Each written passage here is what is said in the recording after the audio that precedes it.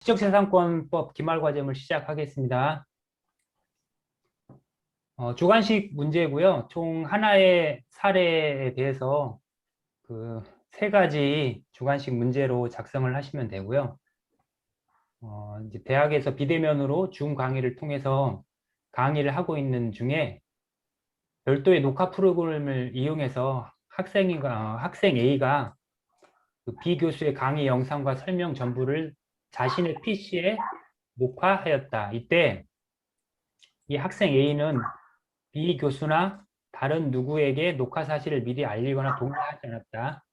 그래서 1번, B 교수가 그의 강의에서 제시한 설명 내용은 어떤 요건을 갖추어야 저작권법상의 저작물에 해당될 수 있는가? 이제 이게 저작권법상의 우리가 보호가 되는 저작물이라는 게 무엇인지 저작물의 그 요건을 확인을 하시면 되는데요. 우리 지적재산권법 3편에 교재 3편에 보시면 204페이지입니다. 우리 교재로는 204페이지에 저작물에 대해서 나오는데요. 저작물이라는 거는 저작권법상의 보호 대상이 되는 그러한 대상이 되는 건데, 이 저작물에 대한 개념은 우리 저작권법상의 2조의 1호에 있습니다. 저작권법을 한번 보시면은요. 네, 저작권법 2조의 제1호의 저작물의 용어에 대해서 어떻게 정의를 했냐면, 저작물은 인간의 사상 또는 감정을 표현한 창작물을 말한다라고 지금 정의를 내렸고요. 이러한 저작물의 정의에 따라서 저작물의 요건을 우리가 살펴보면 두 가지로 우리가 나눌 수가 있습니다. 첫 번째, 인간의 사상 또는 감정의 표현일 것. 두 번째, 창작물일 것. 첫 번째, 인간의 사상 또는 감정의 표현에 대해서는 우리 교재에는 그 내용은 나와 있지 않아요. 우리 교재에서는 저작물의 개념으로 이렇게 인간의 사상 또는 감정의 표현, 또 창작적인 거 두 가지 요소를 제시를 했는데, 저작권법상에 이 인간의 사상 또는 감정의 표현이라는 거는 인간이 인간에 의해서 표현된 모든 것들을 말하는 겁니다. 따로 이 교재에서 나와 있지 않은데 우리 그 교수님 강의 부분에서 인간에 의해 표출된 모든 것들은 다 저작물로 일단은 인정이 됩니다. 그렇다면 인간이 표현하지 않는 것들, 이제 강의에서는 뭐 코끼리와 컴퓨터 프로그램이 예를 들었는데요. 예를 들어 코끼리가 그린 그림. 우리 태국에 가면 코끼리가 그림을 그려서 그걸 관광객들한테 파는 게 있는데 그 예시를 들으면서 이거는 코끼리가 그린 그림은 저작물이 아니겠죠. 인간에 의해 표출된 것만 해당하니까. 또는 요새 컴퓨터 프로그램, 뭐 AI 이런 것들이 자기가 이미 프로그램화된 그 프로그램에서 만들어낸 저작물, 글이라든지 그림이라든지 이런 것들도 마찬가지로 저작물 범주에서 예외가 된다. 그래서 인간에 의해 표출된 것만 첫 번째 요건에 인간에 의해 표출된 것만 저작물로 해당된다. 자, 두 번째 창작물일 것. 이게 이제 저작권법상의 저작물의 요건으로 가장 우선시 되는 거죠. 뭐 인간에 의해 표출된 건 뭐 거의 대부분 해당하니까. 그래서 어떻게 보면 저작권법상 저작물은 이 창작물이냐 아니냐에 따라서 달라진다. 예. 근데 창작물에 대한 거는 우리 교재 보시면 자, 206페이지에 이 내용이 나와 있습니다. 예, 저작권법상 저작물이 되어야 하는 거의 유일한 요건이 이 창작물인데 창작성이 있어야 된다는 거죠. 이 창작성에 대해서 교재에서는 어떻게 나와 있냐면 거기를 제가 한번 읽어 보겠습니다. 완전한 의미의 독창성은 아니고 단지 어떠한 작품이 남의 것을 단순히 모방한 것이 아니라 작가 자신의 독자적 사상 또는 감정의 표현을 담고 있음을 의미하므로 자신의 저작물에 저작자의 정신적 노력의 소산으로서의 특성이 부여되어 있으면 족하다. 이게 이제 제가 카페에 올려드렸던 그 판례에 해당되는 부분인데요. 판례 이제 대법원 판례 구사도 2238의 부분에 이 내용이 나와 있습니다. 자, 여기 저작권법에 의해 보호되는 저작물이기 위하여서는 문학학술 또는 예술의 범위에 속하는 창작물이어야 하므로 여기까지는 창작물이 되는 거죠. 그렇다면 이 창작이라는 게 창작성이 창작물에 해당되는 이 창작성이라는 의미가 무엇이냐? 저작권법상에는 창작성에 대한 의미는 나와 있지 않습니다. 근데 이 판례를 통해서 우리가 확인할 수 있는 거는 교재에 나와 있는 그 내용입니다. 완전한 의미의 독창성을 말하는 것은 아니며 단지 어떠한 작품이 남의 것을 단순히 모방한 것이 아니고 작가 자신의 독자적인 사상 또는 감정의 표현을 담고 있음을 의미하는 것뿐이어서 이러한 욕구를 충족하기 위하여는 단지 저작물의 그 저작자 나름대로 정신적 노력의 수단으로 특성이 부여되어 있고 다른 저작자의 기존의 작품과 구별할 수 있을 정도이면 충분하다. 네, 교재에 나와 있는 내용이 같은 내용이죠. 교재의 내용이 같은 내용인데요. 즉, 창작성에 어떤 특별한 어떤 그 까다로운 창작성을 요구하는 게 아니라 그냥 그 저작자가 단순히 어떠한 노력만 그 저작물에 들어있으면 창작성이 이제 해당된다는 거죠. 그래서 이거를 이제 특허법과 많이 비교해서 저작권상의 창작성을 특허법에 있는 해당하는 창작성과 많이 비교를 하는데요. 우리 특허법에서는 특허법으로 그 발명 기술이 특허법에 해당이 되려면 먼저 신규성과 진보성이라는 그 기준을 만족을 해야 되거든요. 신규성이라는 건 이게 새로운 기술이냐, 또 진보성이라는 것은 그 진일보한 것이냐, 이렇게 두 가지 기준이 좀 엄격하게 따지는데 그에 비해서 저작권법에서 말하는 이 저작물의 창작성은 어떤 그런 고도의 좀 까다로운 기준을 엄격한 기준을 규정하고 있지는 않고 조금 그 특허에서보다는 조금 더 낮은 수준의 기준을 요구하고 있다. 그렇게 보시면 되고요.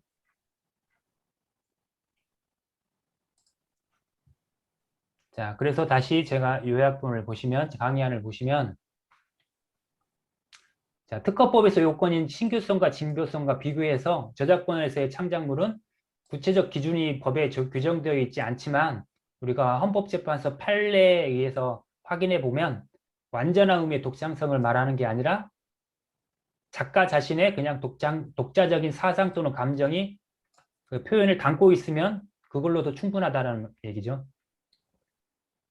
그래서 다시 얘기하면 특허법에서는 그 창작성에 대해서 신규성이나 진보성이라는 기준으로 매우 엄격하게 그 충족 요건을 따르지만 우리 저작권법상에서는 창작성은 그냥 단순하게 모방만 하지 않는 수준, 그리고 조금 더 엄격한 게 아니라 조금 쉬운 용이한 충족 요건을 가지고 있다.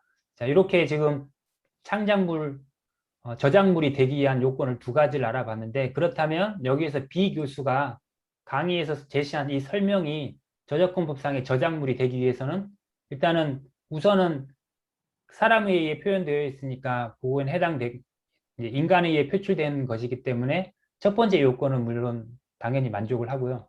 이게 창작물이냐 이 요건만 만족을 하면 되는데 그 B 교수의 강의가 어떤 다른 타인의 강의를 그대로 모방하지만 않았다면 이거는 이제 저작권상의 저작물로 인정이 되는 거죠. 다시 말씀드리면 B 교수가 강의에서 제시한 설명 내용이 어떤 요건을 갖추어야 저작권법상의 저작물이 되느냐? 다른 사람의 강의를 그대로 모방한 것이 아니라 모방만 하지 않았다면 저작물에 해당이 될 수 있습니다. 자, 1번은 이렇게 해서 해결하시면 되고요. 자, 2번 한번 보시겠습니다. 자, B 교수의 강의 중 설명 내용이 저작물에 해당한다고 가정할 때 이제 그 1번에 대해서 이미 저작물에 해당한다고 우리가 가정했다면 A의 녹화 행위는 복제권, 공연권, 공중송신권 등 우리 저작권법이 정한 총 7가지의 저작 재산권 중 어느 권리에 저촉될 수 있는 행위인가 해당 권리를 특정한 다음 그렇게 특정한 근거를 밝히시오. 자, 이거는 우리 저작권법 교재 2장에 나와 있는 건데요. 저작 인격권과 저작 재산권에 대한 부분인데, 자, 우리 교재로 하면 256페이지에 그 부분이 나와 있습니다.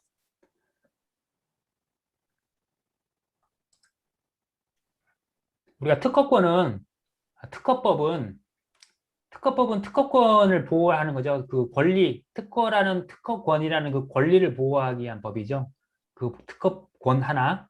또 상표권이라는 그 권리를 보호하기 위해서 상표법이 있는 거고요.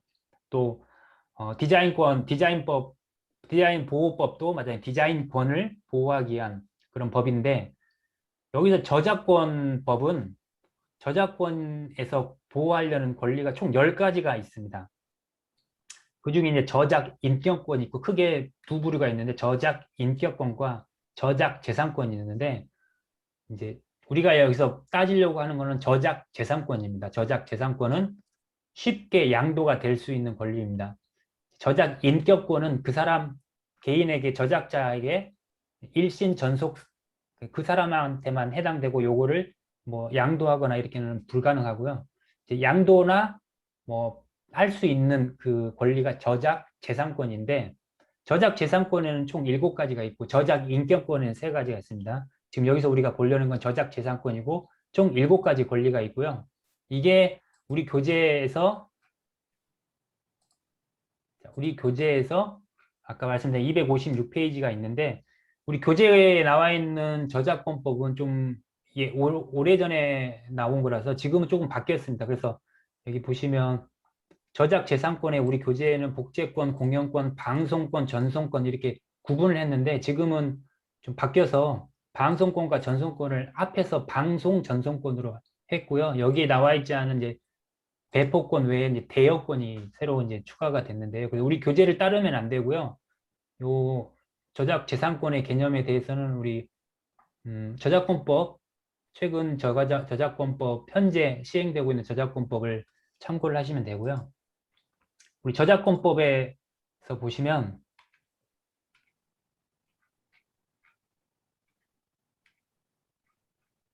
저작재산권에 대한 거는 이제 16조부터 22조까지 규정이 되어 있습니다.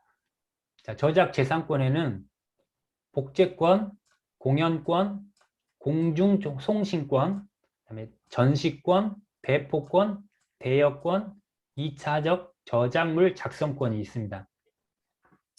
말 그대로 복제권은 그 저작물을 복제할 권리, 공연권은 저작물을 공연할 권리, 공중송신권은 저작물을 이제 뭐 공중송신 방송하는 권리, 전시권은 복제물을 전시할 권리, 배포권은 복제물을 판매하거나 이제 유통시키거나 이런 권리, 대여권은 이제 대여를 할 수 있는 권리죠. 영리를 목적으로.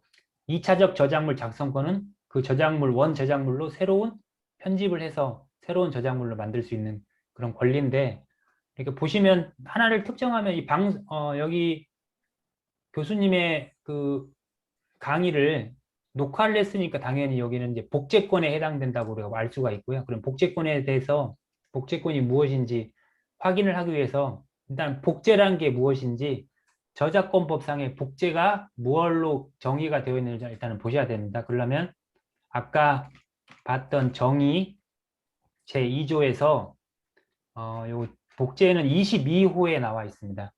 자, 22호를 보시면 이 복제라는 것은 인쇄나 사진 촬영이나 복사나 녹음이나 녹화 그 밖의 방법으로 일시적 또는 영구적으로 유형물에 고정하거나 다시 제작하는 것을 말하며, 그래서 복제의 정의에 대해서 이제 정의를 내려주시면 되고요.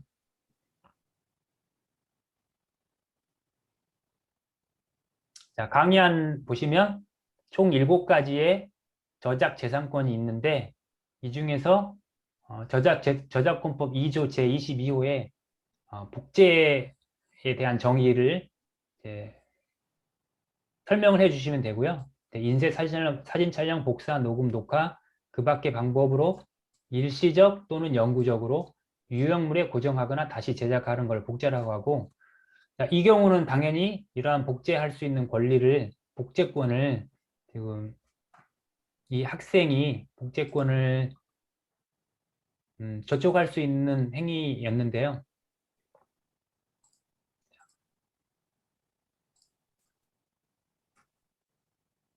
먼저 우선 앞부분에 그 방법 보시면 인쇄나 사진 촬영, 복사, 녹음, 또 그 밖의 방법. 사실 이 방법에 대해서는 제한을 두고 있지 않습니다. 어떠한 방법으로든지 지금 여기서 예시를 든 이 방법에 의해서만 하는 게 아니라 사실 어떠한 방법에 의해서든지 복제는 이루어질 수 있다는 걸 말을 하는 거고요. 여기서 중요한 거는 유형물에 고정하거나, 자, 유형물에 고정한다는 말이 무엇인지 그거를 정의를 조금 내려주시면 되는데요. 자, 유형물에 고정한다는 얘기는 우리 교재 257페이지에 복제권 부분에 대해서 나와 있는데요. 우리 과거에 지금 세상이 뭐 이렇게 디지털화 되기 전에 그 과거에는 종래에는 이 복제를 어디에만 해당됐냐면 거기 위에서 이제 6번째부터 있습니다. 종전에는 인쇄물 등의 유형물로 제작하는 것만을 복제에 해당된다고 봤다. 이제 서적이라든지 그런 뭐 어문 제작물들을, 그러니까 글로 된 것들을 우리가 인쇄해서 복사해가지고 뭐 책을 또 다른 책을 만드는 것, 이런 것들만, 즉 인쇄물의 그 내용들을 그 고정시키는 것만 우리가 복제에 해당된다고 했었는데, 지금 현재 저작권법상에서는 유형물에 고정하는 것들은 디지털 기기 안에 그 저장하는 행위 또한 복제의 개념에 포함되어 있습니다. 그래서 다시 얘기하면 A의 녹화 행위가 녹화 프로그램 이용해서 녹화를 했는데 그 녹화는 자신의 PC에 녹화를 한 거죠. 즉 자신의 PC에 있는 하드디스크 저장 매체에 그 강의를 저장을 한 거죠. 이거는 이제 다른 말로 얘기하면 유형물에 고정한 것으로 볼 수 있고요. 그렇게 본다면 이 A의 녹화 행위는 이제 복제에 해당이 되고, 이러한 복제는 저작 재산권 중 하나인 복제권을 침해한 것으로 볼 수가 있는 거죠. 자, 2번도 그렇다면 복제권에 저촉할 수 있는 행위이고, 그렇게 특정한 근거는 아까 복제의 개념을 설명을 해주고 유형물에 저장한다는 게 무엇인지를 설명해주고, 그렇다면 A의 이러한 PC에 녹화한 이 행위는 그 PC 안에 있는 하드디스크에 고정한 것이기 때문에 복제라고 할 수 있고, 복제이기 때문에 저작 재산권 중에 하나인 복제권을 침해한 거로 판단할 수가 있는 거죠. 자, 이렇게 해서 2번까지 우리가 해결을 이렇게 하시면 되고요. 자, 3번을 한번 보시겠습니다. 자, A의 녹화가 이외의 질문에서처럼 이렇게 재산권 중에 하나를 저촉될 수 있는 행위이더라도, 그럼에도 불구하고 A의 행위가 최종적으로 적법한 행위로 취급되려면 우리 저작권법상 저작권 제한에 관한 규정들 중에 어느 조항에 어떤 요건을 구비하여야 하는가? 어느 조항에 어떤 요건? 어느 조항이면 저작권법 상에 있는 조항을 설명을 해 주시면 되죠. 그 어떤 조항이고 그 중에 어떤 요건인지를 설명을 해 주시면 되는데요. 우리 저작권법을 한번 보시면요. 저작권법의 목적이 제1조에 보시면 문화 및 관련 산업의 향상 발전을 이바지함을 목적으로 합니다. 그런데 저작권법이 너무 강화가 되면 도리어 문화 산업이 더 위축되는 그런 결과를 갖기 때문에 무제한으로 이거를 보호해 주는 게 아니라 일정 부분은 저작권법에 대안을 두고 있는데요. 이 저작권법 어떤 그런 상황에서 이런 저작권법이 제한이 되는지는 우리 저작권법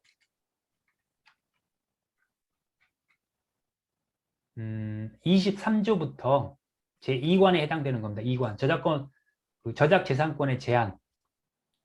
제 23조에서 저작 재산권에 대한 제한은 23조에서 이관의 내용이 전부 저작 재산권에 대한 제한이고요.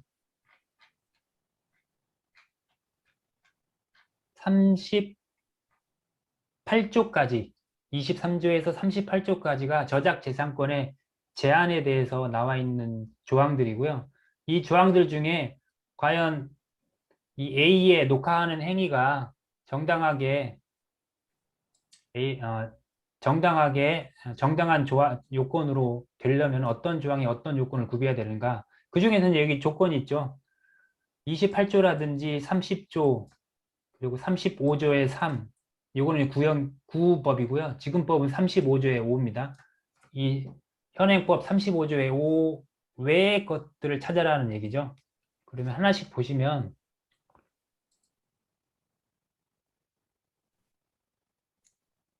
네, 우리 저작 재산권 제한에 관련된 조항은 아까 말씀드린 것처럼 23조에서 38조에서 규정을 하고 있고요. 그 중에서 앞에 부분을 한번 보겠습니다. 그러면 23조부터 한번 보시면요. 자, 23조는 재판 등에서의 복제입니다. 재판 시에 또는 수사를 위해 필요한 경우에는 그 경우에 한해는 복제가 허용된다는 말이죠. 복제를 해도 저작 재산권의 침해가 아니다. 또는 입법 행정 목적을 위한 내부 자료로 필요한 경우 이런 경우도 그 복제가 저작 재산권의 침해가 아니다. 그런데 23조는 우리 지금 이 A의 PC 녹화 행위하고는 조금 동떨어지죠. 그래서 23조는 아닙니다. 자, 24조 보시겠습니다. 정치적 연설 등의 이용. 우리가 국회에서 하는 그런 진술들 이런 것들도 그 저작권법 저작 재산권에 걸리지 않는다는 거죠. 그거를 그냥 이용할 수 있다는 거죠. 정치적 연설 등은 또 공공 저작물의 자유 이용. 우리가 정부에서 만들어 놓은 홍보물 이런 것들도 저작권의 침해가 아니라는 거 마음대로 이용할 수 있다는 거죠. 지금 다 그래서 24조 2까지도 지금 PC에 녹화하는 행위하고는 조금 동떨어진 겁니다. 자, 25조 학교 교육 목적 등에 이용하는 경우. 자, 결론적으로 말씀드리면 이제 25조에 해당되는 그 부분이 여기에서 정답에 관련된 이제 해당 조항이고 여기에 나와 있는 요건인데요. 자, 25조는 일단 건너뛰고 26조 시사 보도를 위한 이용. 이제 뉴스 방송에서 시사 보도를 위해서 사용하는 것들은 당연히 이제 복제나 배포 공연, 공중송신에 대한 침해가 아니다라는 거고 26조도 마찬가지로 우리하고는 동떨어져 있는 거고요. 27조도 시사적인 기사나 논설, 복제 이 부분도 지금 해당 우리 문제하고는 좀 다른 거죠. 자, 28조. 지금 28조가 교수님이 말씀하신 요 28조입니다. 요거는 제외하고 찾아보라고 한 거죠. 28조가 뭐냐면 공표된 저작물의 인용. 자, 이런 그 저작물이 있습니다라고 그걸 인용을 하는 경우, 그 인용을 하는 경우에는 이것도 공정한 이용이라는 거고 저작 재산권의 침해가 아니라는 거죠. 근데 28조는 일단 제외시키라고 했으니까 자, 28조는 제외고요. 29조 영리를 목적으로 하지 않은 공연이나 방송. 이거는 공연이나 방송에 관련된 부분이기 때문에 아닙니다. 30조도 마찬가지로 우리 교수님이 여기서 사적 복제는 제외하라고 하는 부분이죠. 그래서 가장 우리가 복제권에 대해서 빠져나갈 수 있는 가장 큰 그 요인이 바로 이런 사적 복제입니다. 개인이 그냥 사용하기 위해서 영리를 목적으로 하지 않냐고 개인이 이용하려고 하는 경우에는 복제권에 대한 침해가 아닙니다. 그래서 우리가 PC에 녹화하는 행위도 개인이 이용하기 위해서 하려는 목적으로 했다면 그런 요건이라면 이제 이 침해로부터 침해에서 우리가 회피를 할 수 있는 거죠. 근데 30조를 쓰지 말라고 제외시키라고 했으니까 30조도 아니고요.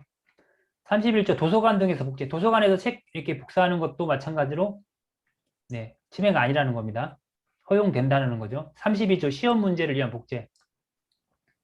요거는 좀 그 고민을 해봐야 되는데 이것도 시험 문제를 위한 복주도 우리 현재 PC에 녹화하는 행위와 관련성이 있을 것 같긴 하지만 잘 보시면 학교나 입학 시험에서 시험으로 문제를 출제할 때 거기에 나와 있는 내용이 저작물에 있는 것들을 갖다가 시험으로 만드는 그런 경우에 해당됩니다.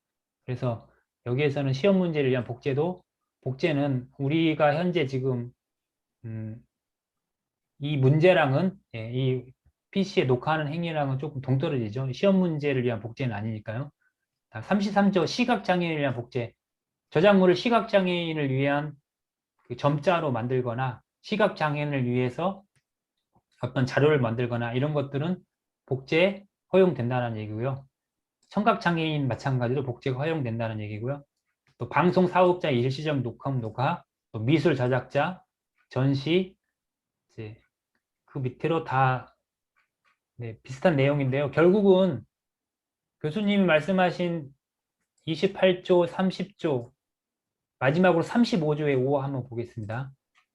35조의 5는 공정이용입니다. 공정이용. 저작물의 공정한 이용. 저작물의 통상적인 이용 방법과 충돌하지 아니하고 저작자의 정당한 이익을 부당하게 해치하지 아니하는 경우에는 저작물을 이용할 수 있다. 금전적인 부분이죠. 금전적인 부분을 저작자의 저작물에 저작자에게 금전적으로 피해를 끼치지 않는다면 그 공정하게 하는 경우에는 이제 정당하게 이용을 할 수 있다라는 거죠. 그래서 이 저작재산권의 침해가 아니라는 건데 이 35조의 5도 우리 여기서는 이제 예외를 시켜야 하기 때문에 결국에 남아있는 거는 아까 제가 말씀드린 25조가 우리 3번 문제에서 가장 적당한 요건이고요. 자, 25조를 한번 보시면 학교 교육 목적을 이용할 때 그때는 저작물을 사용할 수 있다라는 겁니다. 그런 저작재산권 침해로부터 벗어난다는 얘기고요. 이때는 이제 학교 교육 목적으로 사용할 수 있는 부류가 세 가지가 있습니다. 첫 번째는 학교라는 기관이고요. 두 번째는 선생님, 교수. 그런데 지금 현재 그 PC에 저장하는 행위는 A는 교수도 아니고 학교 기관도 아니죠. 마지막으로 해당되는 게 교육을 받는 자입니다.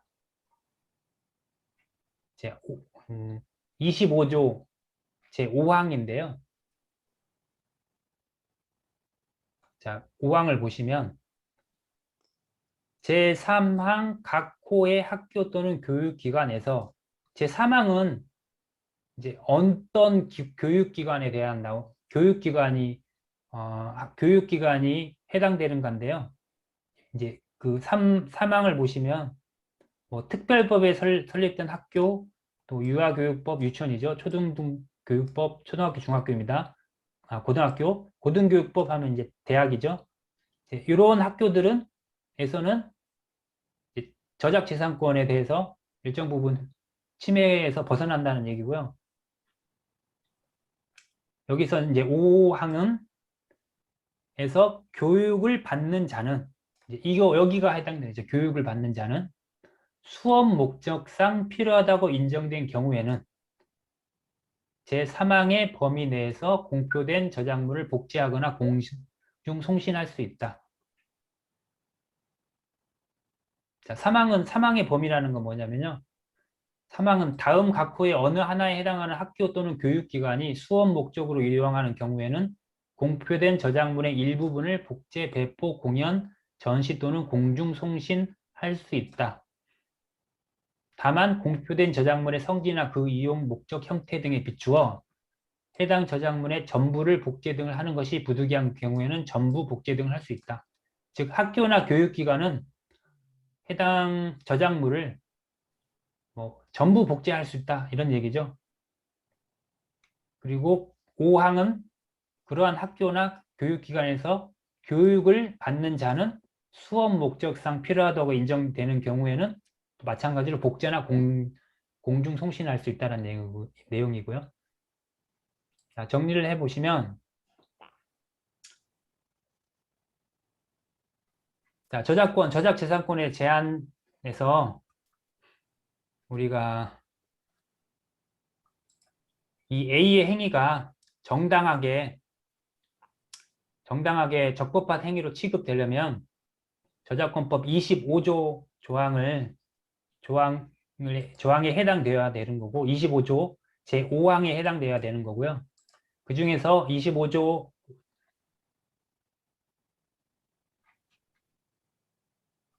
5항에 해당되어야 되는 거고, 그 5항에서 나와 있는 요건은 교육을 받는 자에 대한 요건이고요. 그렇다 교육을 받는 자가 무조건 하는 건 아니고 수업 목적상 필요하다고 인정된 경우, 수업 목적상 필요하다고 인정되는 경우는 뭐 특별하게 문제가 없으면 대부분 다 수업 목적상 필요하다고 인정이 됩니다.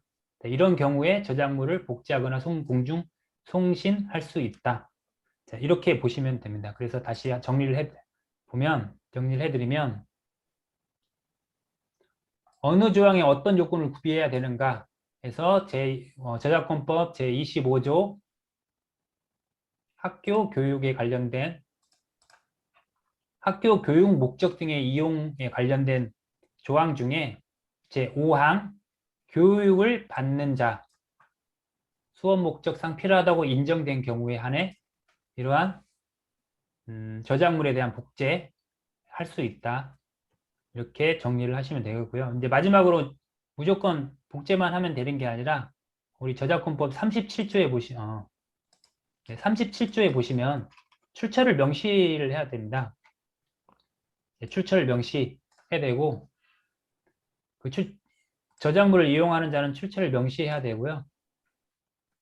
그다음에 출처를 명시하는 방법에는 저작자의 실명 또는 이명이 표시된 저작물인 경우에는 그 실명 또는 이명을 명시해야 된다. 이런 조항들도 하나 더 추가를 해주시면 될 것 같습니다. 그래서 이제 정리하면 A의 녹화가 적법한 행위로 취급되기 위한 요건은 수업 목적상 필요하다고 인정이 되는 경우, 일단 A가 교육을 받는 자로 등록이 돼야 되는 거죠. 수업을 받았으니까 교육을 받는 자는 요건은 해당이 되겠죠. 수업 목적상 필요하다고 인정이 돼야만 할 수 있다. 이렇게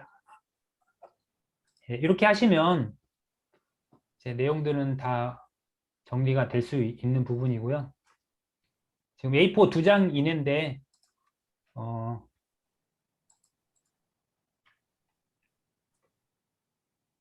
두 장 하기가 조금 뭐 힘드시면 그 법률 조항도 조금씩 넣어서 해당 부분을 뭐 설명을 하시면 될 것 같습니다.